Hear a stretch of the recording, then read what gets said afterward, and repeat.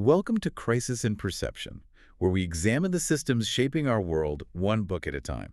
Today, we are opening up a text that is, well, almost certainly sitting in the back of your memory, probably covered in dust from ninth grade English class. Oh, for sure. It's a book that people think they know, but they usually, remember it wrong. We think it's a story about bullying, or maybe just how boys will be boys. Right. But we are arguing today that it is actually one of the most sophisticated, ruthless systems simulations of the 20th century.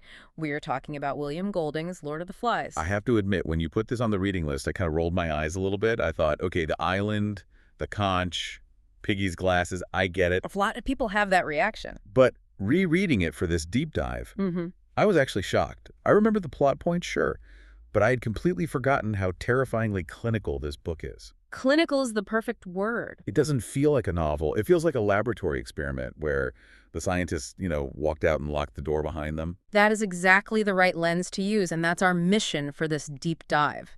We are explicitly not doing a book club review here. No literary analysis of the trees. No, none of that. We are asking the core systemic question of the novel.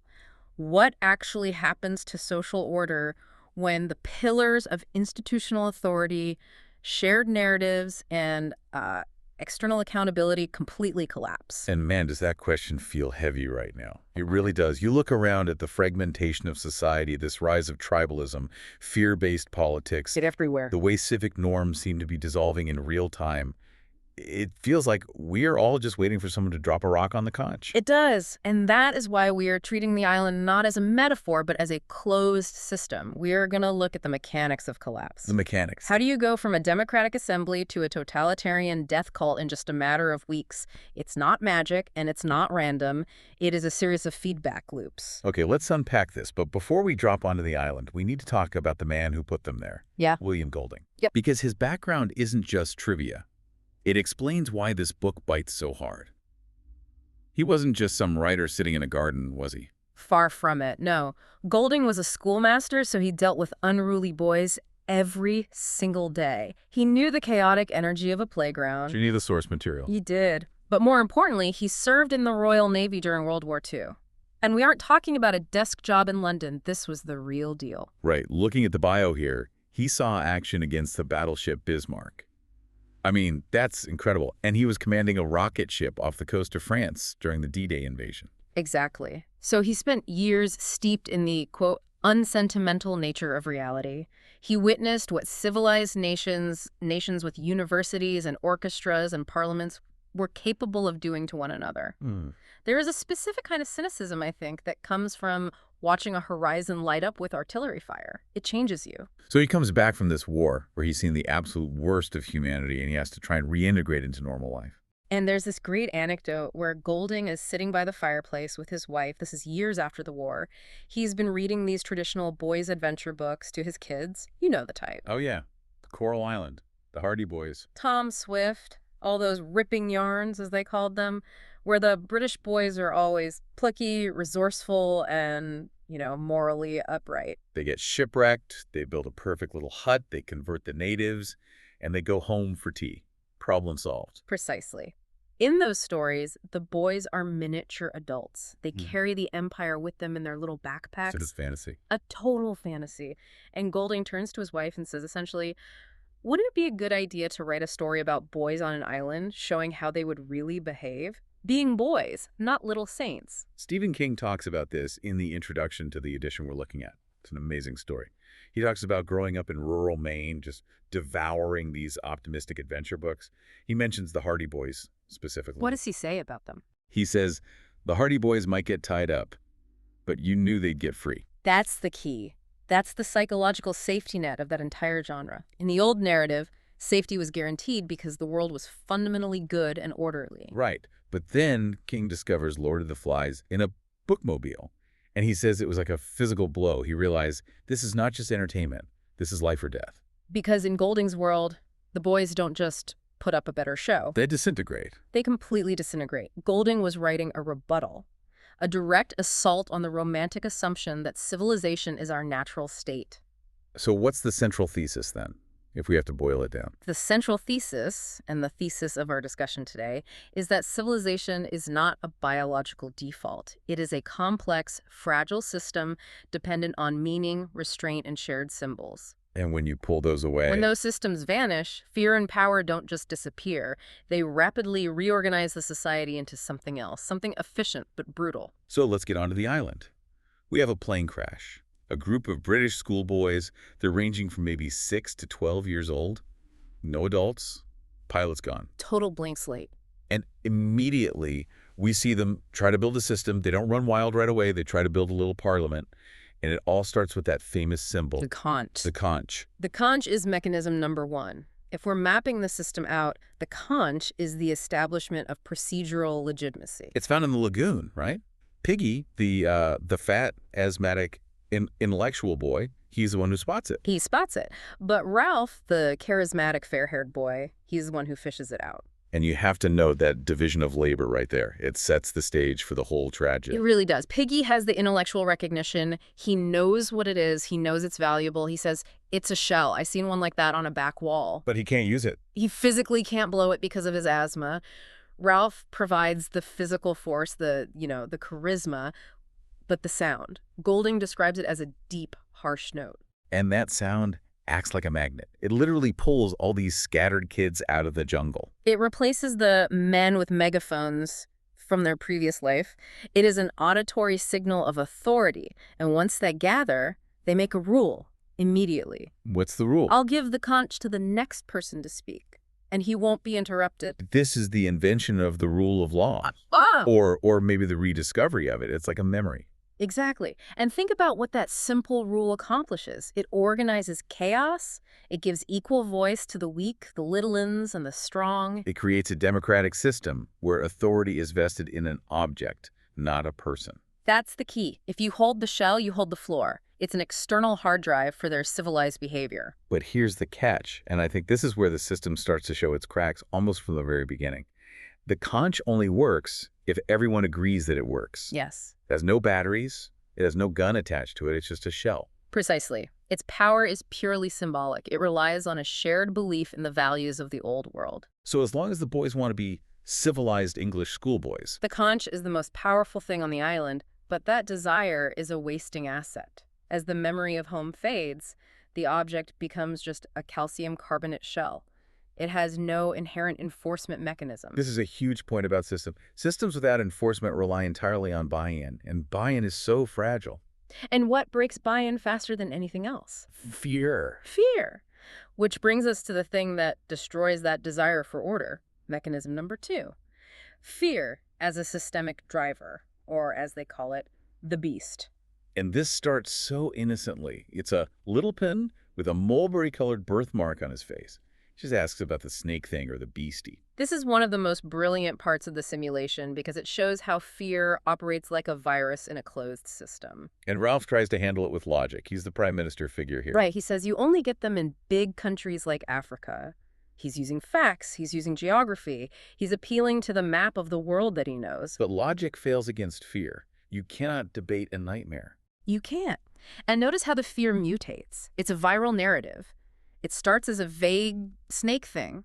Then, as the paranoia sets in, it becomes a beast from water. A squid, maybe. And then, so tragically, it becomes a beast from air when the dead parachutist lands on the mountain. The fear is just looking for a container. Any container will do. We'll get to the parachutist later because that is a massive perceptual failure. But what fascinates me is how the fear creates a market demand for a different kind of leader. It completely changes the customer needs of the society. Exactly. This is the feedback loop. When the threat is vague and uncertain, people want reassurance. They want Ralph to say, it's okay, there's nothing there. But when the threat becomes the beast, a unifying enemy, people stop caring about procedure. They stop caring about the cause. They start caring about protection. They don't want a chairman who moderates debate. They want a general who kills enemies. Which leads us directly to mechanism number 3, the power shift. We had the two poles of the island's politics, Ralph versus Jack. And this is the fundamental tension of all politics, not just on the island. Ralph represents procedural authority and long-term incentives. Right. Ralph's entire platform is essentially build shelters, which is boring, Very boring. maintain hygiene, which is boring and involves rocks for the lavatory, and most importantly, keep the signal fire going. Let's focus on that fire for a second. The fire is the ultimate long-term investment. It requires constant work, now gathering wood, watching it, protecting it from rain, for a purely theoretical payoff later. It's all about delayed gratification. Completely. It requires faith that there is a world out there that cares about them. It is the very definition of civic duty.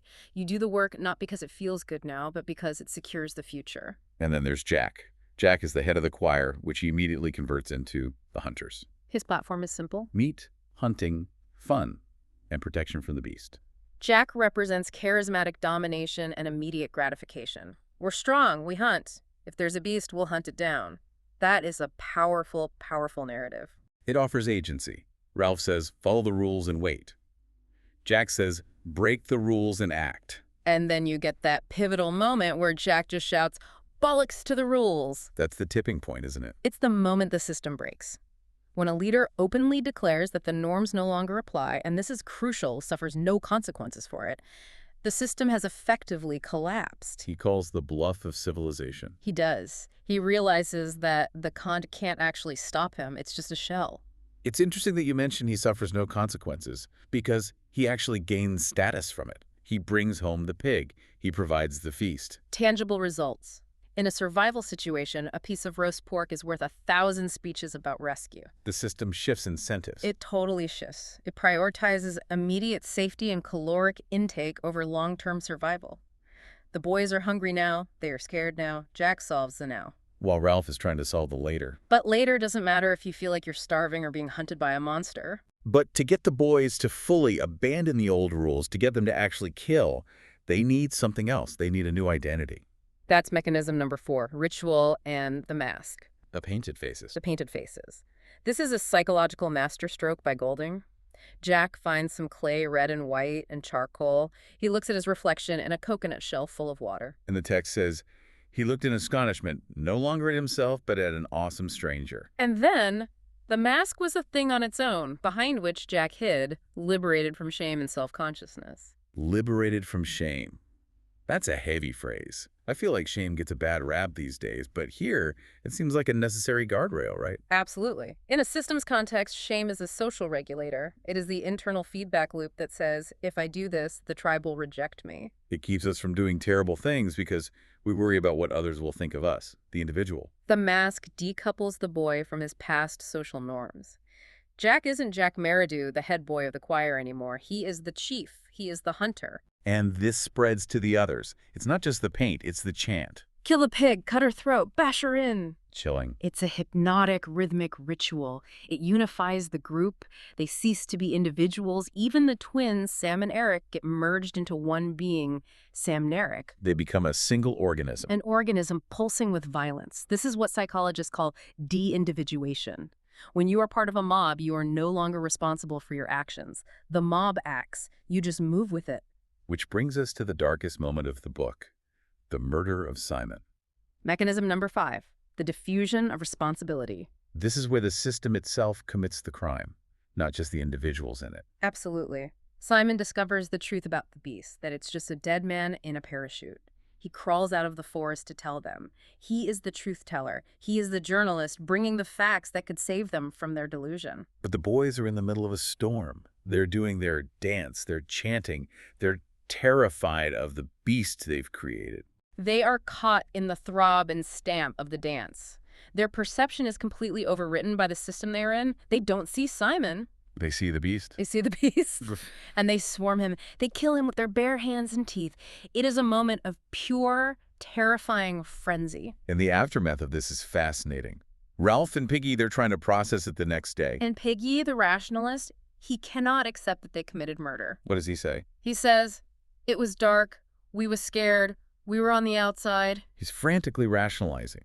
He is looking for any way to absolve himself of moral responsibility. We were on the outside is the classic excuse of the bystander, but the insight here is that in a collapsed system, moral responsibility diffuses. If everyone does it, no one is guilty. That is the logic of the mob. It's terrifying because you realize these aren't evil kids. They're kids in an evil system. Exactly. And Golding is warning us. Do not think you are immune to this. Do not think that because you are British or American or educated that you cannot be swept up in the dance. I want to zoom out a bit and look at the cast of this simulation. Yeah. Because Golding clearly sets them up as archetypes. If we look at this as a systems map, who are the actors? Right. Let's map the actors. We've talked about Ralph. He is the struggling executive. He represents civilization, order, and the desperate attempt to plan for the future. He's the guy trying to keep the institutions running. He clings to the rules because, as he says, they are the only thing we've got. And then there's Piggy. Piggy is intellect and science. Life is scientific, he says. He is the system's memory of the adult world. He knows what a sundial is. He knows how to use the conch. He suggests making a list of names. He's the technocrat. He is. But, and this is Golding's critique of pure technocracy, Piggy lacks mana. He lacks physical power or charisma. Without Ralph to enforce his ideas, Piggy is ignored or bullied. And his glasses are the only true technology on the island. They're what starts the fire. Yes, his intellect provides the power source, but he cannot control how that power is used. He is the scientist who invents the atom bomb, but has no say in where it is dropped. He is vulnerable because intellect without political protection is helpless against brute force. Okay, then we have Jack. We've talked about him as this primal force. Yeah. But I want to talk about Roger. Because honestly, Roger scares me more than Jack. He should. Jack seems power hungry. Roger seems wrong. Just fundamentally wrong. Roger is the executioner. Jack wants power. Roger wants to inflict pain. He is pure sadism. But there is a very specific scene early in the book that defines him completely. He's throwing stones at a little Lynn named Henry on the beach. Right. But he's throwing to miss. He's aiming just outside the kid. The text says there was a space around Henry, perhaps 6 yards in diameter, into which he dare not throw. Here, invisible yet strong, was the taboo of the old life. The taboo of the old life. Parents, police, schoolmasters, the law. Roger is held back only by the memory of the law. He wants to hit the kid. He wants to hurt him. But the software of civilization is still running in his head, preventing his arm from aiming true. But as the book goes on, the software gets uninstalled. Correct. As the system crumbles, Roger transitions. He goes from throwing to miss, to sharpening a stick at both ends for Ralph, to eventually leveraging the boulder that kills Piggy. He represents what happens when the state's monopoly on violence evaporates. The sadists are unleashed. When the taboo lifts, Roger becomes the most dangerous person on the island because he enjoys the cruelty for its own sake. And finally, the last major actor, Simon. Simon is the mystic, the intuitive. He is the only one who realizes the systemic flaw early on. He's the one who says, maybe it's only us. Maybe it's only us. That's the line. That's the entire thesis of the book right there, in that one little question. He understands that the beast isn't external. It's the entropy and darkness inside the boys themselves. He climbs the mountain to face reality, to see the thing for what it is. And the system destroys him for it. Systems rarely tolerate the person who points out that the enemy is a fabrication, that the emperor has no clothes. So we have the actors. Now let's look at the feedback loops that drive them. We talked about fear, but can we map out exactly how it spirals out of control? The primary loop is the fear loop. It works like this. The fear of the beast leads to a need for hunters. The hunters gain status by promising protection. And to maintain that status, they need the beast to stay real. Exactly. So the hunters need to validate the beast's existence. They leave the pig's head as a gift. This makes the beast seem even more real to the others. So fear increases. The fear increases. The need for hunters increases. And the authority of the conch, which offers no protection against monsters, collapses completely. It's a self-reinforcing cycle. The more afraid they are, the more power Jack gets. The more power Jack gets, the more he invests in the narrative of the beast. If the beast disappeared tomorrow, Jack would lose his job. He's out of a job. Leaders who rise on fear need the fear to remain constant. It becomes a symbiotic relationship between the tyrant and the terror. And then there's the violence loop. That seems to work in a similar way. It does. Violence unites the group like the dance around the fire. That unity reduces individual guilt. Everyone was doing it. The diffusion of responsibility we talked about. Right. And that reduced guilt then permits greater violence. They start by killing a pig, which is a big deal at first. Then they kill Simon. Then they kill Piggy. Then they hunt Ralph with the intent to kill him. Each act of violence lowers the threshold for the next one. So why does the system stabilize around brutality? This is the big question for me. Why is it so hard for Ralph to keep the fire going, but so easy for Jack to get everyone to hunt and kill. Because cooperation is high energy. It requires trust, foresight, and self-sacrifice. You have to gather wood for a fire that might not work, for a ship that might not see you. It's all abstract. It's a gamble on the future. It is. Brutality, on the other hand, is low energy. It requires only strength and obedience, and it offers an immediate reward. Meat, belonging, a feeling of power. In a vacuum of authority, the system defaults to the lowest energy state. And that's tyranny. That's tyranny. Entropy always wins unless you are constantly putting energy into the system to maintain order.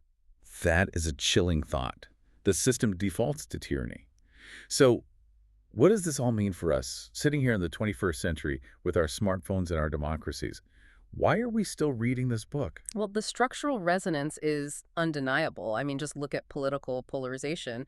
On the island, you have two groups, Ralph's fire group and Jack's hunters, who eventually cannot even communicate. They're operating on different epistemologies. They can't even agree on basic reality. Not at all. Ralph is talking about rescue, which is reality A. Jack is talking about the beast, which is reality B. They literally cannot agree on what is important. It mirrors modern factionalism perfectly. When you have one group focused on maintaining institutions, the fire, and another focused on hunting internal or external enemies, the beast dialogue becomes impossible. They aren't just disagreeing on policy, they are inhabiting different worlds. And what about the beast itself? How does that map onto today? It's the perfect model for a moral panic. Societies often project their internal anxieties onto an external other to create cohesion. The immigrant, the communist, the terrorist, the woke mob, the fascist. It doesn't matter what the specific content is. The function is the same. It unifies the tribe through fear. It allows the group to say, we are the good ones, they're the bad ones. It simplifies a complex world. And the painted faces. I can't help but think of the internet. Oh, absolutely. The internet provides digital mask. Anonymity allows for de-individuation on a mass scale. People say and do things online, threats, harassment, the pile-on, that they would never do face-to-face. The dance where they chant, "Kill the pig," is a perfect analog for a Twitter mob. It's a frenzy where the target is dehumanized and the participants feel a surge of righteous group belonging. You feel powerful when you are part of the swarm. And the smashing of the conch, I mean, that feels very current. That is the collapse of institutions. We are seeing this now. When agreed-upon norms are openly mocked and discarded. There's a moment where Jack says, the conch doesn't count at this end of the island. That's the moment of secession. That is when the shared reality fractures. It's when people say, the election was fake or the court is illegitimate.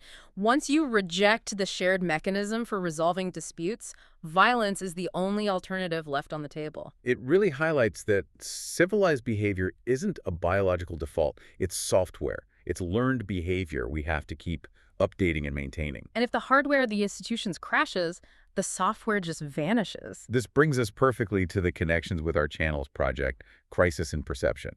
Because the book isn't just about politics, it's about sight. It's about what the boys see versus what is actually there. Yes. Fear reshapes perception. The best example is the twins, Semneric. They are on the mountaintop. They see the dead parachutist. And it's dark. The wind is blowing. The chute is flapping around. Right. But because they are primed by fear, because the beast narrative is already running in their heads, they do not see a fabric and a corpse. They see wings. They see teeth. They see claws. They physically see a monster. The system you live in determines what you physically see. Fear blinded them to the reality that could have saved them. That's incredible. The parachute was a sign from the adult world. It indicated that there were people nearby. But their fear turned a sign of hope into a monster. That is the crisis in perception, when our internal narratives completely override our sensory input. And then there's the issue of symbols versus intentions. Piggy's glasses. A classic systems lesson. Objects and technologies are neutral. The system determines their use. To Piggy, the glasses are for sight, for clarity, for understanding the world. But to Jack, they're burning glasses. They are the tool, a weapon to create fire. Right. Jack doesn't care about seeing clearly. He cares about power. He cares about burning. The system determines the use of the technology. It does. When the system shifted from Ralph to Jack, the glasses were stripped of their seeing function and used solely for their power function. We see this with everything. The internet was meant to connect us, to help us see, but it can be used to divide and destroy us, to burn things down. And the final point here, which you've touched on a few times, systems fail before individuals do. It's crucial. The boys didn't just decide one morning to be evil. The social structure failed first. The meetings became ineffective, the rules were unenforced, the sanitation broke down, the breakdown of the system permitted the darkness in the individuals to emerge and flourish. You don't fix the boys, you have to fix the island. You have to maintain the system. Let's move to the conclusion. The ending of this book is famous, but I think it's often misunderstood. It's often read as a deus ex machina, a lucky save. Ralph is being hunted, the whole island is on fire. He collapses on the beach, expecting to be speared to death. And he looks up and sees a naval officer in a crisp white uniform. The officer sees these dirty little boys with their painted faces and says, "Fun and games."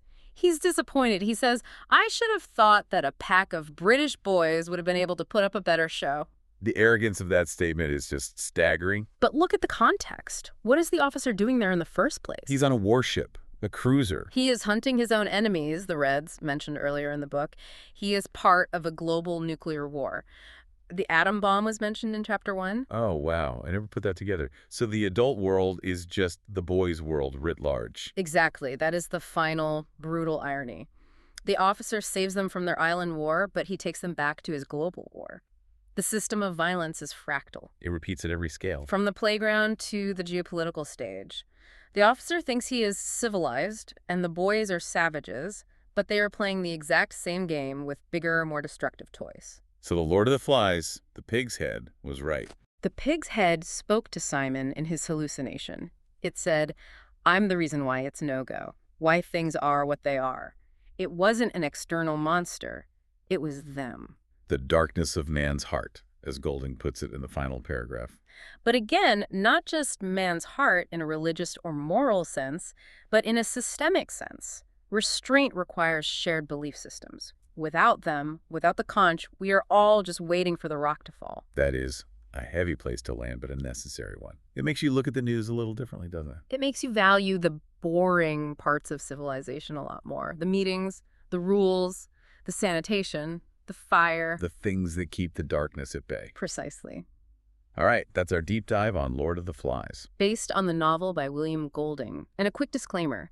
This analysis treats the book as a work of fiction used for analytical purposes. This project is free and publicly accessible. If you'd like to support the time, tools, and research behind Crisis and Perception, you can become a supporter on Patreon. For a shorter visual overview of this topic, see the mini explainer linked in the description. If you enjoy this kind of systems-level analysis, please like, subscribe, and comment with books or topics you'd like us to explore next. Until next time. Stay perceptible.